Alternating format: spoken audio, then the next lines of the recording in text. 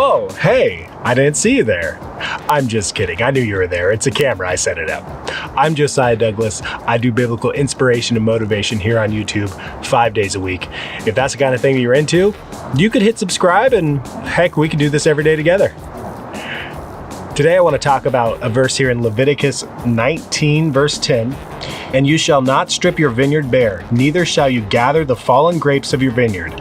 You shall leave them for the poor and for the sojourner. I am the Lord your God. This actually seems like kind of a weird command that God would give, that if you're a farmer, your grapes, your crops, whatever it is that you're growing, that you wouldn't pick all of them, that you would leave some of it on your field. The reason that God said is so that other people can come and they can pick some of it too. If you're a farmer, then you spend your life, you spend all of your energy, all of your time growing your crops. And you grow those crops so that you can pick them for yourself and that you can eat them and you can sell them, and that's your livelihood, that's your money. So it's crazy to think that God would say, don't use all of it for yourself, use some of it for the poor.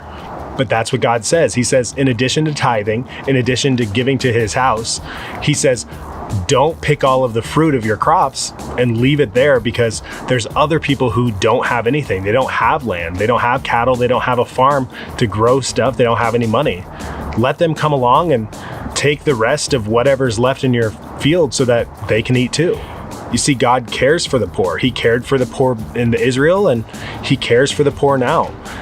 Just like God was commanding the Israelites not to take everything off of their field after they spend an entire year growing it and all their time and energy growing it, I think God would have us do the same thing.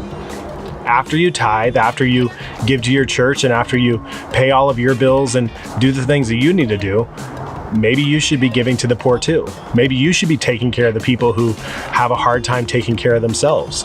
Whether that means donating to your church and their whatever charity that they're doing for the homeless and poor, or giving to a specific charity in your area, or even if that means going to somebody that you know doesn't have enough and giving them more.